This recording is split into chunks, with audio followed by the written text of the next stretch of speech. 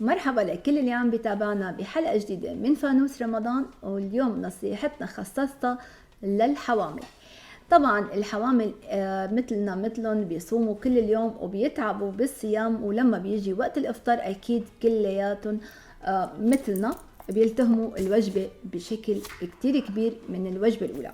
فنصيحتي لهم إنهم يخففوا من الأكل، لا يقسموا الوجبات لثلاث وجبات اللي هي بتكون أول بداية الإفطار التمر واللبن أو أي شيء هي حابة تاخده. بعدين بعد الصلاة فيها تاخد شوربة، سلطة، أي شيء كمان خفيف يكون على معدتها. وبعد العشاء اللي هو صلاة العشاء فقط تاكل، وبعدين تكمل إذا حابة تكمل التراويح. فهي الأمور راح تساعدها جدا على الهضم، وبنفس الوقت حتريح معدتها وحيكون خفيف الأكل عليها، ما حتحس لا بتقل ولا بتعب ولا حتى بالخمول اللي يعني بيرافق دائما وجبات الإفطار. فهي نصيحتي لكم. راح نبدأ بالمعلومات.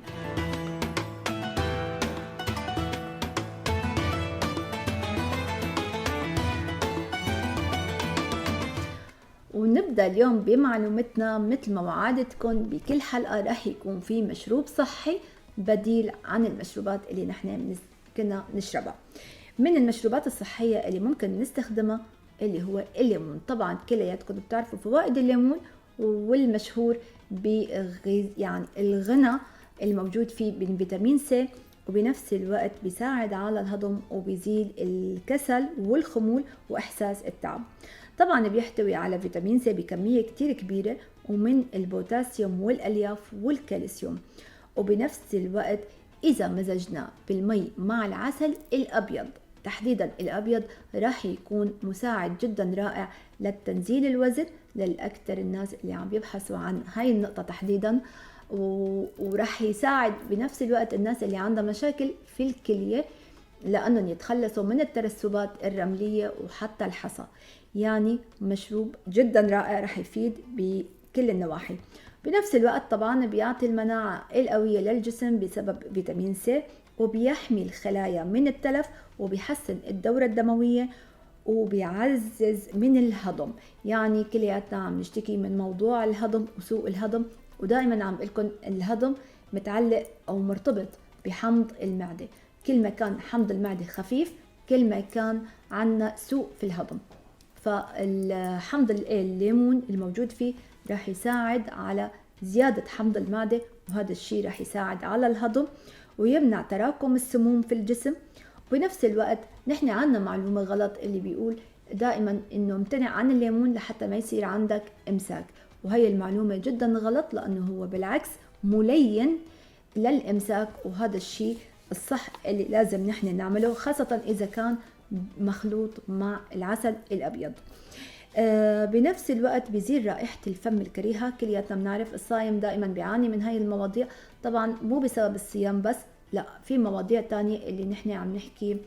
البكتيريا الموجودة بالدم بسبب الأسنان، بسبب سوء الهضم اللي موجود في المعدة. فهو لما حيحسن الهضم حيحسن أو يزيل السموم من الدم، يعني الطبيعي أنه ما يبقى في ريحة في الفم. وبيساعد على زيادة الكولاجين في الجسم، وبيمتص الحديد بشكل رائع. يعني لكل اللي عندهم مشاكل الحديد وبياخدوا أدوية الحديد من غير فيتامين سي ومن غير يعني تحديدا فيتامين سي ما بيمتص الحديد الجسم. فلهيك يعني هو بديل رائع في المشروبات العادية اللي نحن ممكن نستخدمها بمشروبات رمضان. فهيك بيكون ضربنا عصفورين بحجر واحد، ما منعنا نفسنا من المشروب يعني اللي دائما بنحاول انه يكون منعش. فالليمون راح يقوم بالمهمة بالإضافة للفوائد اللي ذكرت لكم إياها. وهو عنده مشكلة وحيدة فقط، انه ممكن يسبب ألم في الأسنان إذا صار في تآكل للمينا، لأنه هو حامضي فأكيد راح يأثر على المينا. أنا بنصحكم إن كان الخل، التفاح أو الليمون، لما بدنا نشربه عن طريق المصاص، اللي يعني عن طريق المصاص لحتى ما يجي على الأسنان ويخرب المينا. وبالنسبة للي عندهم إرحاب بالمعدة كمان يتجنبوا شرب عصير الليمون لحتى ما تزيد عندهم المشكلة ويصير عندهم مشكلة أو في ألم. لهيك يعني هدول الشغلتين السيئات الموجودة في الليمون. أما ما تبقى هو رائع جدا وبديل رائع لأنه نستبدله في يومياتنا. رح نبدأ بسؤال الحلقة، تابعوني.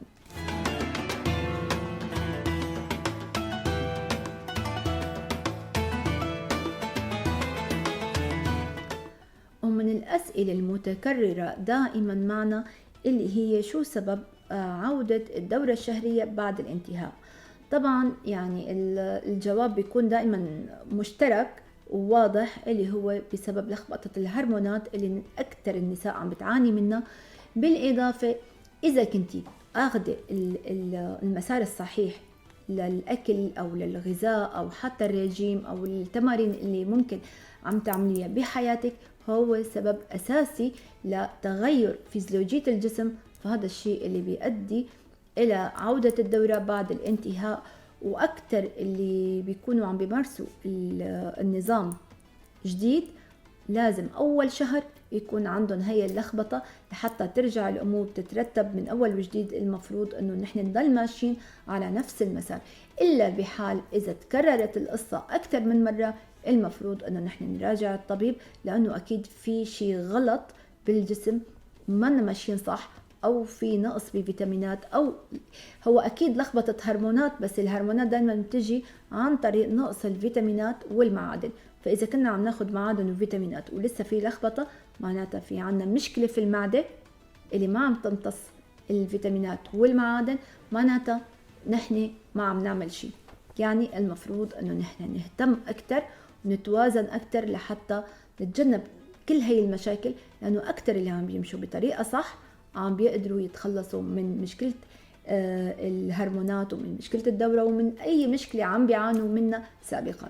وهيك لحلقتنا اليوم خلصت، وبتمنى تكونوا بألف صحة وبألف خير يا رب. وإن شاء الله يا ربي أكون عم بعطيكم معلومة فعلا جديدة حتى نهتم فيها. بشوفكم بحلقة جديدة، تابعوني.